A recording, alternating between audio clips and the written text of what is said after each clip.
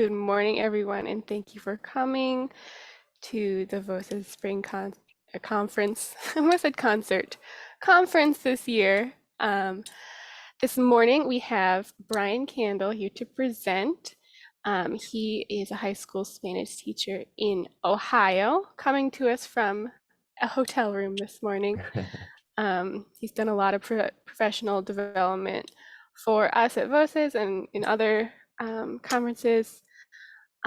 He has written quite a few readers that you might be familiar with in your Spanish language classroom, and he is the author of the stories in Nuestra Historia 3 and 4. He's writing some new stories for 2 of our upcoming Spanish titles this summer. And I would like to mention that I believe his daughter is also doing some illustrations for a new title, so that's Yeah, very exciting. yeah, I should have had her Um, say hi, but she just woke up, so she probably wouldn't want yeah, she probably wouldn't want to come on camera. to. And I think I made you co-host already. Okay, I think I can share. Yep. Mhm. All right, I will do that. Oops. Are we seeing that? Yes, Okay. All right, are we ready? I believe so. Okay, well, good morning, and thank you for being here early on a Saturday morning. I'm sure early for some of you, and for all of us who want to relax on a Saturday, maybe a little early. So I appreciate that you're here. We are going to talk about trivia, weekly trivia. And this is something I'm actually kind of excited for this morning because this is all we're going to talk about. I've mentioned trivia before in presentations about classroom culture and reading and teaching culture. And I always feel like it's something that a lot of teachers like, and I don't get enough time to really demonstrate it. And so I thought for this morning, it might be a good idea to just take some time and talk about what trivia is and how I use it in my classes and why I love it so much and why it's so valuable. So I don't think we'll be rushed. I think we'll have time for questions at the end if you're interested. I will share this presentation in the chat at the end. And this was our write-up. Nothing brings a community together like a big game, sporting event. Competition and a common goal unite us. What if we could harness the power of competition in our classes while we provide input and explore culture? So here we're going to talk about the power of a weekly trivia question. Students love it because of the competition, because it's engaging, it's compelling, they can win prizes. Teachers love it because it's a source of input and culture and builds community. So we'll talk today about how we prepare and deliver that. So kind of repeating, but why I love trivia. It is another method for delivering input. I teach with CI, and basically what I'm doing all day, every day is just trying to find different ways to provide Spanish for my students so they can hear it and read it. And we know we just can't do the same thing over and over and over again because they lose attention. So we have to find kind of unique and diverse ways to provide that input that they want to pay attention to. And so this is another way. And for me, this is one of they may not care about the language they're hearing, but for me, it's another way to provide input. It is compelling. It is engaging. Again, it's competition. It's a game. There are prizes. There's pride. And it is compelling. And some students love it. Some students start to not like it if they don't win. Other students are in classes that have very few points and they still love it. They still want to do it every week. And so it is very compelling and fun. And for me too, for classes. It provides opportunities to explore cultures of countries where our language is spoken. It is a weekly chance to engage with culture where Spanish is spoken for me. And I'll show examples here. Not every question is super cultural. Sometimes we do silly ones. Sometimes we do things that are just, touch on culture, but a lot of them are. And it is just a great way to touch on current events that are happening in those countries, or history or geography or different parts of culture. Sometimes it's related to what we've been studying in class, and sometimes it's related to things that are going on in the world today. And sometimes it's just something random, but it connects us to that culture.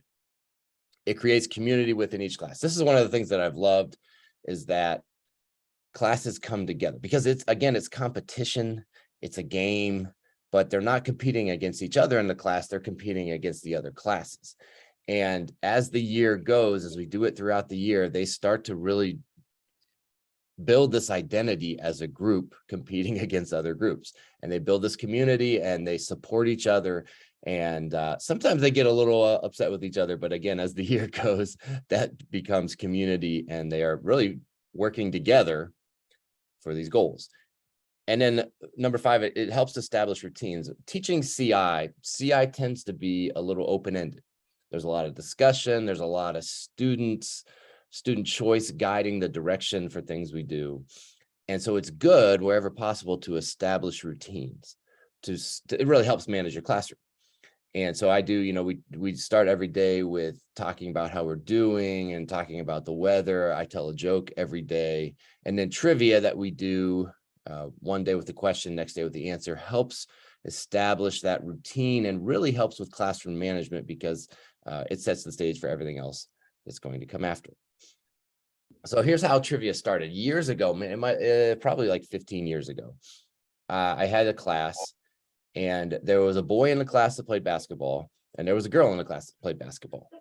And I forget how exactly started, but we started guessing how many points the boy was going to score in his game that night. So, how many points does you think Tim is going to score tonight? And it was a smaller class. And so I would actually write on the board, everybody made their guess. And this wasn't cultural at all, but it was number practice. So they would say like 10 or 12 or 15. And I would mark down every student's guess about how many points they thought he was going to score. And then the next day, whoever was right or closest would get candy. There was also a girl in the class that played basketball, so we started doing the same thing for her. How many points do you think Sophia is going to score tonight? And they would say ocho or 18 or whatever. We would keep track. The next day, whoever was the closest would get candy or something like that. And I started to realize how engaging that was, how much they enjoyed that. And again, it was just number practice at that time, but they really enjoyed that competition, that excitement. And then I think I did like the Super Bowl. Everybody guessed how many points were going to be scored in the Super Bowl, which again wasn't cultural. But it just started transforming into these questions where people were trying to answer and being rewarded for answering them right. And I started to see the value of the engagement. And I thought, how do we connect that to something that's also valuable input and culturally relevant? And that's where trivia came from. So I've been doing it for probably 10 years or so, and it's become a part of class. So here are the basics. It's pretty simple. I present a trivia question to each of my classes once per week. I have 6 classes. They all see the same question. I teach Spanish 3 and 4 and AP 5, but I did this when I taught Spanish 1 to any level. We're going to see the same question, usually on Tuesday. Each class works together to answer the question. And we'll talk in a little bit about how that works, but the class works together. They come up with one answer. I record the answer. I don't show the classes anybody's answer, any other classes answered on Tuesday. That's it. The next day, usually Wednesday, I reveal the answer and the winning class or classes. The valuable input, the reading, or the listening or the video can happen on Tuesday when I present the question, or it can happen on Wednesday when we look at the answer. We keep track of the points throughout the entire year, and I keep track of those. And then at the end of the year, the class with the most points wins pizza or ice cream. I let them choose like pizza, ice cream, cookies, whatever they want. At the end of the year, that's their prize. And so that's basically it. And so they're competing against each other for this prize that they could win at the end of the year, but they're also competing each other because they want to win. Now, the types of questions that I ask, and I'll show again some examples here in a minute. Current events are what I use a lot. I look at like CNN in Spanish or BBC Mundo. Look for current events, things that are relevant in the countries where the language is spoken. Ask questions about those type of things. Sporting events, who's going to win, how many goals are they going to score, things like that. History of countries, geography. You know what? Sometimes it'll just be a simple picture, one picture maybe, and I'll say, what country is this? And they have to try to figure it out and guess where it is. Online shopping, because sometimes we talk about the price of things and we convert money from one currency to another. What else? Kahoot. If you're familiar with Kahoot, I'll have one person play Kahoot but the whole class can help that person, and the most points wins. GeoGuessr is very similar, and I'm going to demonstrate that in a few minutes here. That's a geography-based game that the class plays together, and the most points win. Sometimes we do questions about class preferences, and again, I'll show this in a minute, but like, what percentage of my students would rather go to one country, would rather go to the beach in the Dominican Republic versus art museums in Barcelona? Okay, so let me show you some examples. Here are a couple examples. And again, I will share this presentation at the end. This is an example. Oops, I didn't need to open that because I already had it open. I'm sorry. From, let's see. And I keep my trivia in a presentation, but if you look at these presentations later, it doesn't necessarily have everything, because sometimes the question just doesn't go onto the slides. But here, this is a lot of the examples from a couple years ago, 2021, 2022. This would have been our first trivia question. So again, there can be a lot of reading at the beginning when the question is asked. There can be a lot of reading or talking at the end. So this one, I think, was the first question of the year. It was in the fall. Baseball was still going on. Miguel Cabrera is from Venezuela, and he had just hit his 500th home run. And so then we talked about, in the history of the major leagues, only 28 people have hit 500 home runs. How many of them are Latinos? How many of those 28 hitters were born in Spanish-speaking countries? So that was the question. Classes worked together to come up with an answer. They all answered. And then the next day, once a dog reaches age 8, their body. And I actually, sometimes there's a good video you can show. Sometimes there's an article you can show. And so I showed him this video. Let me see where let's hope that's okay. We showed this video.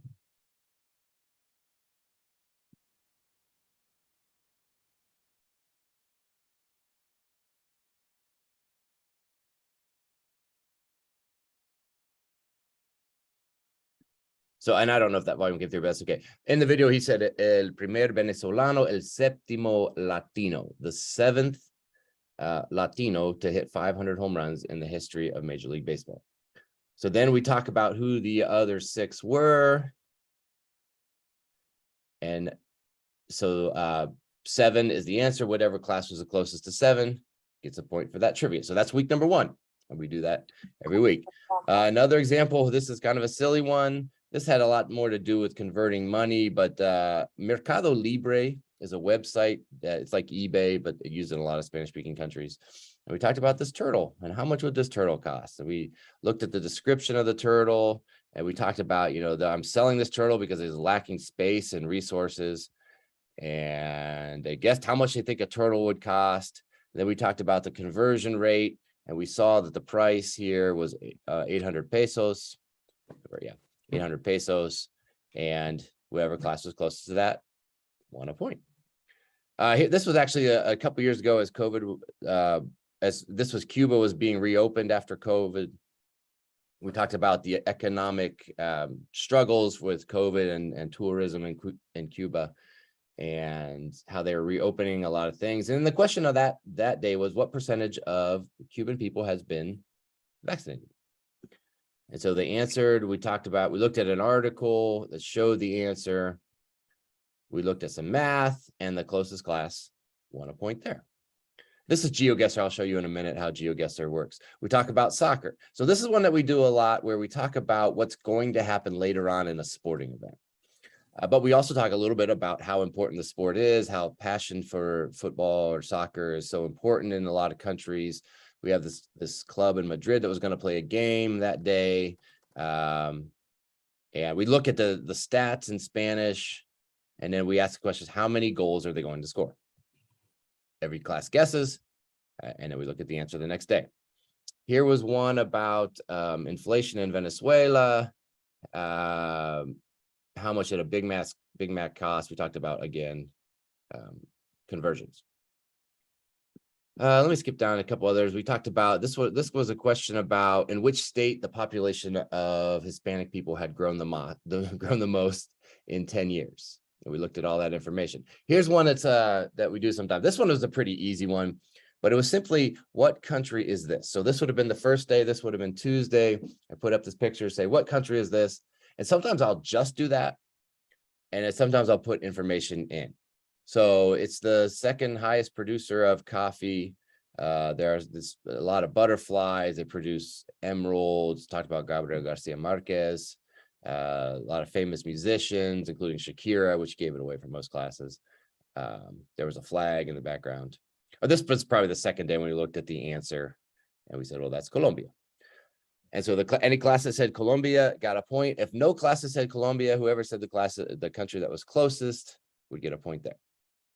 Okay, this was again another sporting one. This was about the World Series was coming up. So again, this was later in the fall. The question was, how many times is a Latino pitcher going to strike out a Latino batter in that game? Oh, this one was one. Okay, so this is Diego Ortega. But this question, I simply put this up and I said, how old is this guy? And that was it. That was it for Tuesday. How old do you think this man is? And so, and here's an example of where classes guess. Each one of these represents one of my classes. Every class is 2 mods. So my 5-6 class guessed, my 7-8 class guessed that he was 69.5 years old. I don't know.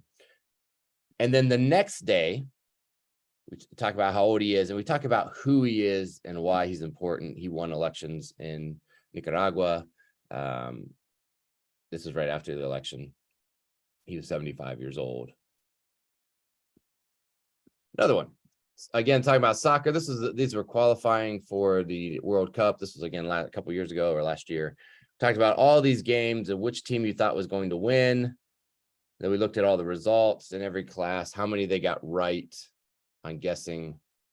And just to be very clear, there's never any money involved, so this is not gambling. It's just trivia. Here was the silly one. So I found an article of the top 500 words used in Spanish. And number 1 through 35 are all these simple little words. And then I asked, what were the following words? What other words are the most common used in Spanish? And classes worked together. They came up with answers. These were some of the words they had picked out and where they were on the list. The class with the lowest number, because they were the words highest on the list, got a point. And so that was a fun one too. Let's see. The Spanish lottery. So right near Christmas. In fact, I think we did this one right before Christmas break. In Spanish, they have El Gordo. They have this lottery, this Christmas lottery that we did. And we did, so again, the value for me is in the culture and in the input. So before this question, we talked a lot about what this lottery is, how it works. We watched videos. We watched, I think, some of the commercials. Yeah, we watched a lot of the commercials that are a big part of this whole spectacle in Spain. We watched how they choose these numbers. So this was a trivia question that really took a good part of a couple of days, because there was a lot of culture to explore with it. And then I think before Christmas, we actually guessed what the winning number would be. And so for this one, I think every individual student guessed, and I gave small prizes to those who were the closest. And then the class with the closest guess got a point for trivia. So these were the winners, the individual winners in the classes. And then one class got a point. Again, geography questions. What country is this? Basketball player. This is Facu Campasso, I think. Yeah, Facundo Campasso. And how many points was he was from Argentina? How many points was he going to score? Why he's important? This is one about how long would it take to fly from the airport near us to this airstrip without telling where that was. Turns out that is in Nicaragua, and we talk about how long it would take to fly there. Kind of silly. Oh, this is when Encanto had just come out, and the soundtrack was really popular. And there were multiple songs from that soundtrack in the top 100 of the US. And so I said, how many, we came up with a system of where it is on the list is actually a point value. How many points do all these songs have? Basically, how many songs are on the list. So we talked about all these different songs that are in Spanish that were in the top 100 of the United States at the time. This is one where we talked. This guy is an architect. He recently designed a really important building. I gave some information about the building. What building was that? And then at the end, we watched a video, and it turned out he had designed the stadium that was used for the Super Bowl.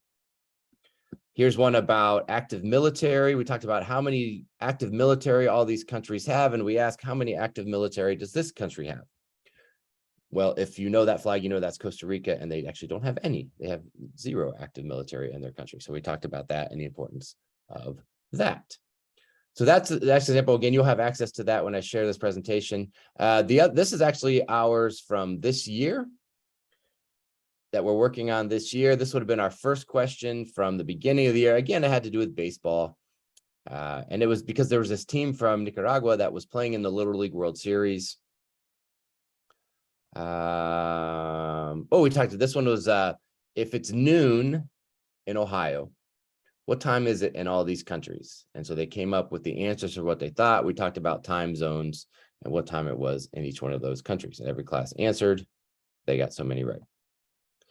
Again, soccer, how many goals? Oh, we talked about guinea pig that they eat in Peru and different places.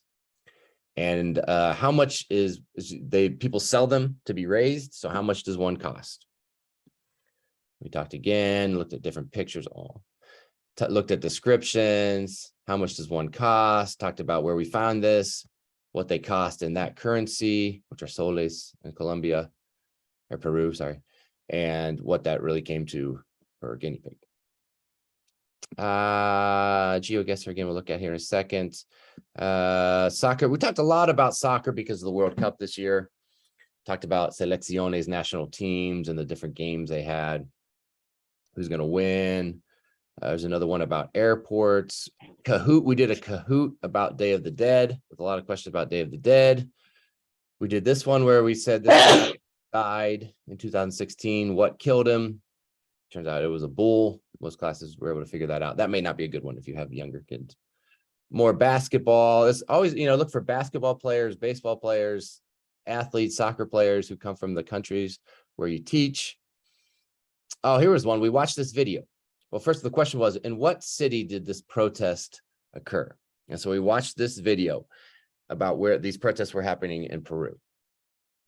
When we got near Christmas, we talked about when rosca de reyes is eaten. We watched videos about that, the closest date one. Here was a kind of a fun one. I found this article about the most popular baby names in Mexico and asked each class to come up with 3 names for 3 popular boys' names or 3 popular girls' names. These are the names that classes came up with. And then the next day, and some of these, and I'll talk about this a little bit in a minute too, some of these require a little bit of work from the teacher to kind of calculate who the winners are, but it's worth it for as engaging as it is. So we talked about, or they came up with their class, or each class came up with the names, and we looked to see which names were the best on the list.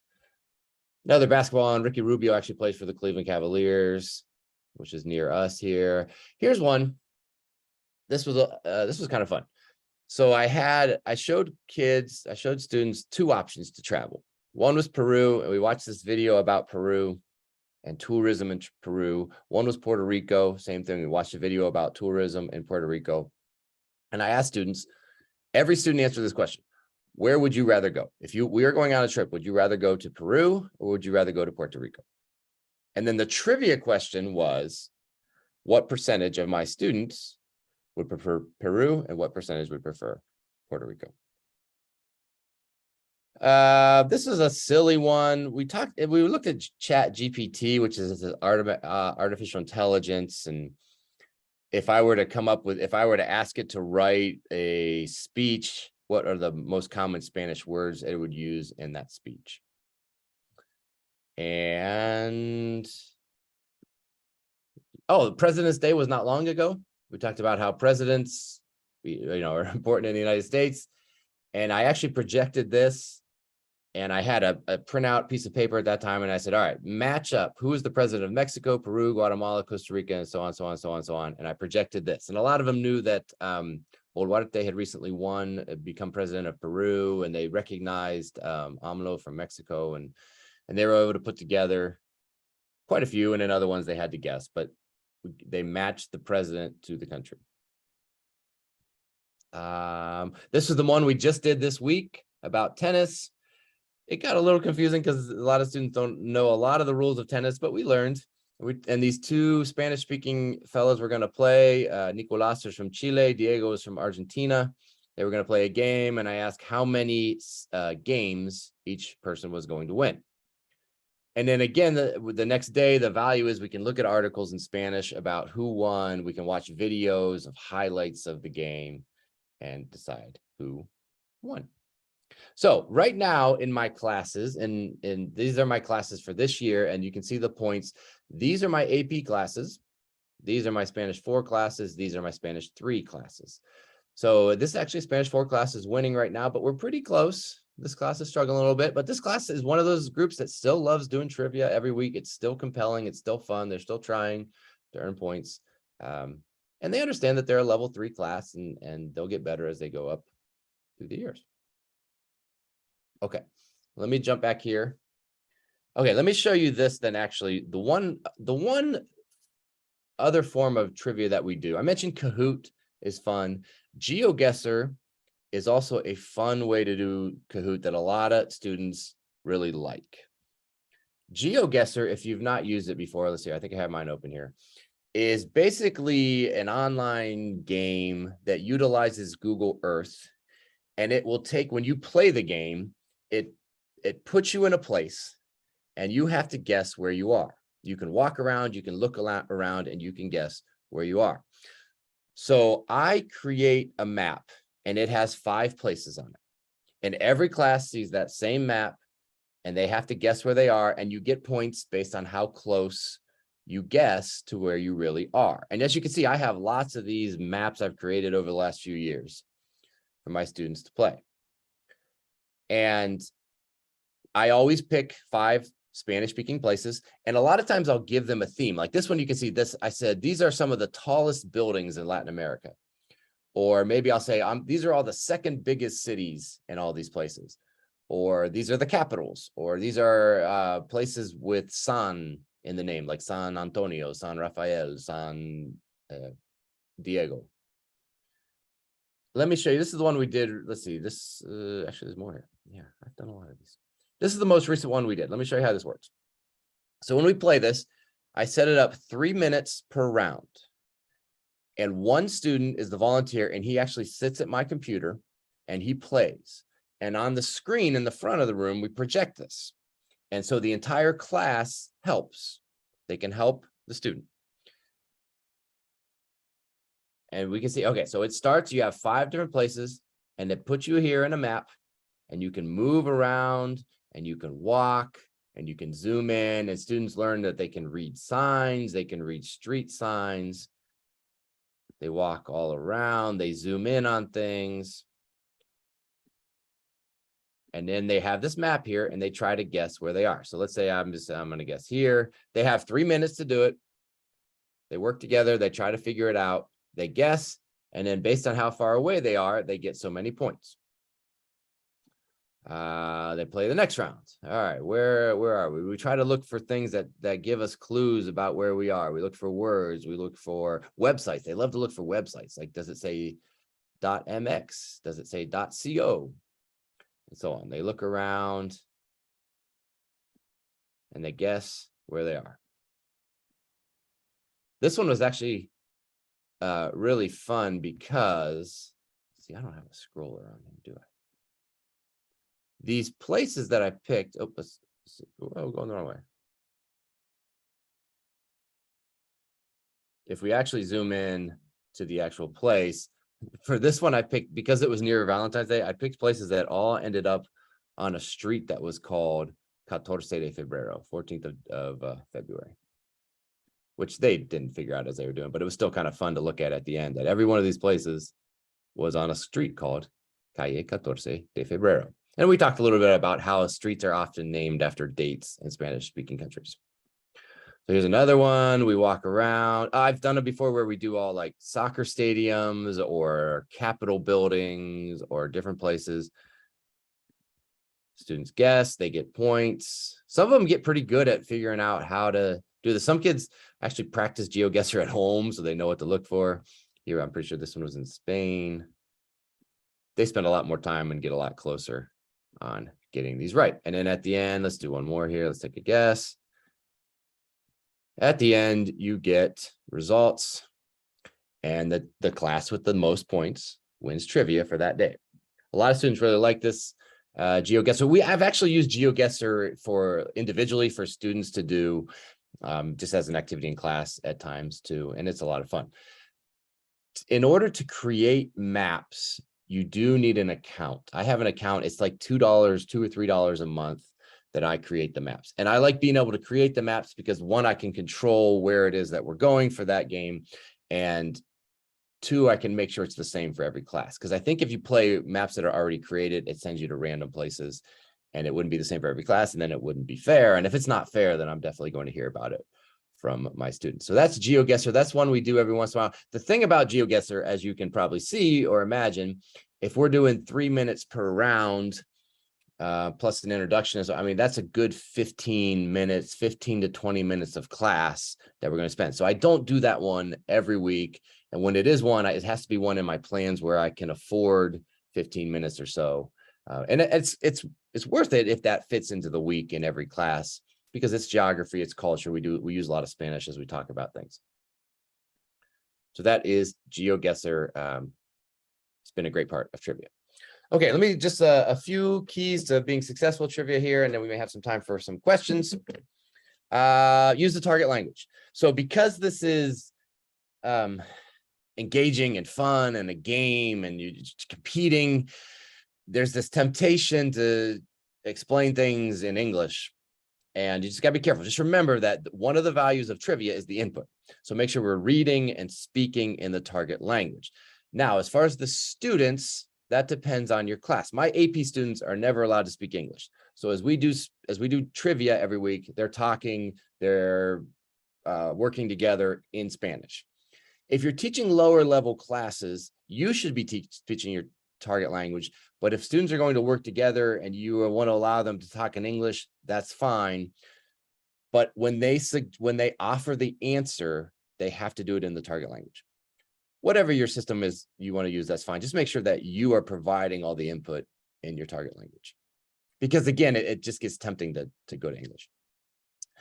The other thing is, if you are doing this with, like, you have level 1 classes or beginning classes, then you have to use really simple questions, or maybe scaffold those questions a little bit in the lower levels, which is fine. You can make it very, very simple. Remember that the process is worth more than the points. The students really want to win. They want to win trivia and the prizes, and they want to brag to their friends, and that's great. For us as teachers, the process is worth so much. It's the speaking Spanish, it's the seeing the articles, it's the watching the videos, it's the numbers. We practice numbers so much. You know, a lot of it is we talk about, well, how we say 1,000 and million and 100,000 and so on. A lot of our number practice comes from trivia. We talk about words like percentage, and we talk about geography, and we talk about voting and majority and all that. It's the process of trivia that is really valuable in the class. The points are what's compelling for the students. Numeric answers are usually best. So as you saw in those examples, a lot of them are numbers. You know, how old is this person, or how many dollars does this cost, or how many goals is he going to score? Because it's easy to decide who the winner is, whoever's closest to that number. Doesn't have to be. It can be geography. If it's a question that the answer is a word and nobody gets a point, that's fine too. But numeric answers are usually the best. Include as much text, audio, video as possible. Going back to this idea that the process is worth so much, take advantage of how compelling this is to provide a lot of language to your students. Read articles the next day, watch videos, listen to audio. You have their attention when you're doing trivia. Take advantage of it and provide as much input as possible. Like I said, sometimes that's the first day, sometimes that's the second day. Usually do that before you reveal the answer, because then you really have their attention before they find out who won. Use future questions to avoid scams. I'm guessing that you have this question right now. Do classes cheat? Yes, they try to. They cheat by telling their friends in the later classes what the question's going to be. They try to use cell phones and things. I don't let them use it. I don't let them get their cell phones or computers or out anything while we're doing these. And I always say, why would you tell your friend in a later class what the question is going to be? Don't you want your class to win? but they have boyfriends and girlfriends and friends and they want to share. I don't know, for whatever reason. If you start to suspect that there's some scandal going on, again, I really don't care because I care about the input of the Spanish. I don't care who wins that much, but they do. And if you start to get the complaints about cheating and scandals, that's when I go to a lot of the questions about how many points is someone going to score in the tennis match or how many goals are they going to score, because that's impossible to cheat on. And so I go to those future questions a lot later in the year when there's this accusations of scandals. Then there you can also start to come up with the questions based on simple pictures or things where it's really difficult to cheat. It's kind of like board games, though. When you play board games with your family, I don't know, some of us are different, but a lot of times you don't cheat because it's more fun when you don't cheat.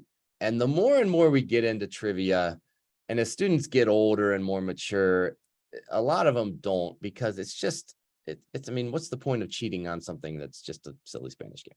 Well, whatever. There are those future questions help to avoid some of those scandals. Don't worry when more advanced classes score more points. This is the complaint I get. Again, I have level 3 and 4 and AP 5, and the level 3 students will say, well, that's not fair that the AP students they know more, they've had more experience. And I always say, exactly. Like when you do level 4 and you do level 5, you're going to understand the world and the culture where Spanish is spoken better. That they're probably going to have an advantage. That's okay. That's a reason to take Spanish 4 and take Spanish 5, because you'll be even better at trivia. I showed you there, I have a Spanish 4 class that's leading right now. The AP classes don't always win, but they usually do. And I'm okay with that. They should know a lot, and that's fine. The lower level classes still enjoy playing. Add as much drama, spectacle to the reveal of the results as possible. I try to make it when the next day on Wednesday, when we're looking at the answers, I try to I reveal each class one at a time and how many points they had, and try to make that as dramatic as possible. Again, just to add to the fun and add to the input of it. Encourage classes to take ownership of the process. So a lot of times they'll, especially early on in the year, I'll present a question and they'll say, can we talk to each other? Yes, absolutely. You can talk to each other. Sometimes I'll get somebody who really emerges as a leader of the class and they'll want to come up with a marker on the board and write things. I say, absolutely. This is yours. You take ownership. I just need you to give me an answer and we'll put that down. So this is one of those things that really builds community. As classes come together, they talk to each other. They say, well, what do you think? They have opinions, especially in AP, and we do a lot of arguments and supporting arguments and those type of things. They're sharing their opinions. They're supporting their opinions in Spanish. And so encourage them to take ownership of that. Preparing trivia can take longer than you might think sometimes. I do a lot. I get to school really early in the morning. I do a lot of my prepping in the morning. I plan things over the weekend, but I do a lot of prepping for each class during the morning. And I've learned not to wait on preparing trivia, because sometimes finding a good question or making it work takes a little longer than you think. Just be ready for that. It is worth it, though. The time you put into it is worth the engagement in class. Make trivia personal and relevant to your classes. Find things that are interesting to them, that connect to your community if you can. A lot of times people ask about sharing, I should share the trivia that I do, or I should sell the trivia that I do. And you're welcome to use these ones that I put on here as examples. But it's tough to do that because time, what's relevant today is not really relevant next year. And what's relevant to my students may not connect with your students. So it needs to be kind of personal and relevant. The best thing to do is look at those as examples for things that you could create for your students, because I really don't reuse trivia questions. I reuse some of the forms, some of the ideas, but it's new every year and every week. So make sure it connects with your classes. Review. So if there's something, especially things that are really cultural, if it comes up in trivia, keep bringing it up later in class. Keep talking about it. And if there are certain things that come up in trivia and we talk about them a lot after that, I'll put that information on quizzes and tests. If it's something that students should know if they're engaged in class, then they're responsible for knowing it on assessments. So not everything. If it's some silly little detail that wasn't important, I'm not going to put that on the test and expect them to know it. But if it's something that's important and we come back to it over and over, then you should know about that. Okay. Finally here, just a note about classroom culture. I talk a lot about classroom culture, and these are kind of the components of a healthy classroom culture that I talk about a lot. And just to emphasize how trivia fits into our classroom culture. Number 4 here, target language. Trivia is another way for us to use that target language a lot. Number 5, engagement. Again, trivia engages students for the entire class time. And then number 6 is the big one. We are connected to global communities where that target language is spoken. Trivia helps us make those connections every week. And then finally, students understand that everything has a purpose. If you've seen my presentations before, you maybe have this. If not, you can connect to this, or you can use this when I share this presentation. This is a reflection sheet I use with my students. It's become a really, really valuable tool. And it just shows students how they need to engage with everything we do in class in order to build their skills and get good grades. And so it talks about all the different things we do and how they need to engage with that. And so I don't know if it mentions trivia by name, but when we read something in class, I follow along and we talk about, here it is. Yeah. When we see a trivia question, I try to understand the entire description. I'm not just interested in the answer, but I'm actually doing my best to understand the entire description. So you can see how trivia fits into that. This is a good tool. I would adapt it if you're interested in using it, adapt it for your classroom and your students. But this is something students do as a self-assessment. And you can see how trivia fits into that. Okay. Just about 9:45. We have some time for questions, I think. If anybody has questions, I don't know if there are questions in the chat or if somebody wants to just ask a question, I would be glad to answer. There were like 2 questions in the chat before. One person asked, Christina says, where do you get ideas on what to ask? Okay, good question.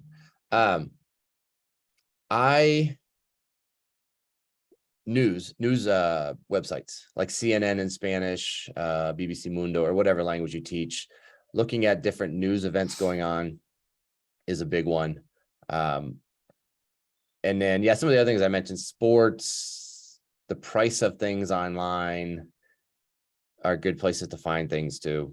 Whatever's going on in the world, if you're looking for something relevant going on currently and you don't find anything, that's when you maybe go to history or geography or something that is not necessarily connected to time.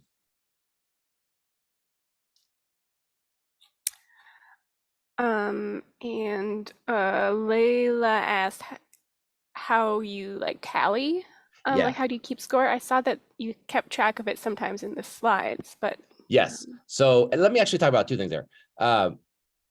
Yeah, I keep track of it through the year on a slide. I have a slideshow that is dedicated to trivia. That's what what I was sharing there. And at the end of it, I have every class and how many points they've scored. And so I keep track of that digitally on my computer. The other question that I don't know if I talked about was how we actually get to an answer for every class. So when I present the question to a class, basically at some point they're going to have to vote on an answer. So we do a brainstorming session and I'll have a marker and I'll write on the board, let's say it's a simple question of what country is this? And so someone will say Guatemala, someone will say Peru, El Salvador, whatever, and I'll write them all up on the board. There's time for questions and comments, and we talk and we share arguments and whatever. And this is again where I try to get the classes to take ownership of us. And then usually it comes down to a vote, and we'll vote, and whichever has the most votes wins, and they can still continue to argue, whatever, and the class has to come to an agreement on an answer.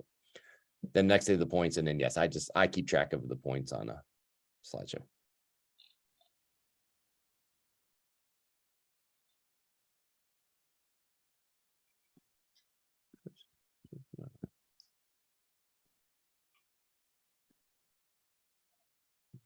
Another question we saw, Bryan, was how often do you have students complete the self-assessment? Ooh, good question. I have students complete the self-assessment usually after the first 9 weeks and then we come back to it maybe once. So, I mean, if you feel like you need it more, you can do it more, but usually once or twice. And it's honestly something that I tend to do with students I have for the first time, like in level 3. And I've just been thinking that I need to come back to it more in level 4 and 5 too. So, I mean, there's no limit to it, usually once or twice a year. And if you're not watching the chat, Bryan just shared this presentation in the chat so that you'll have this slide deck so that you can look at it and adapt it for yourself. Yep.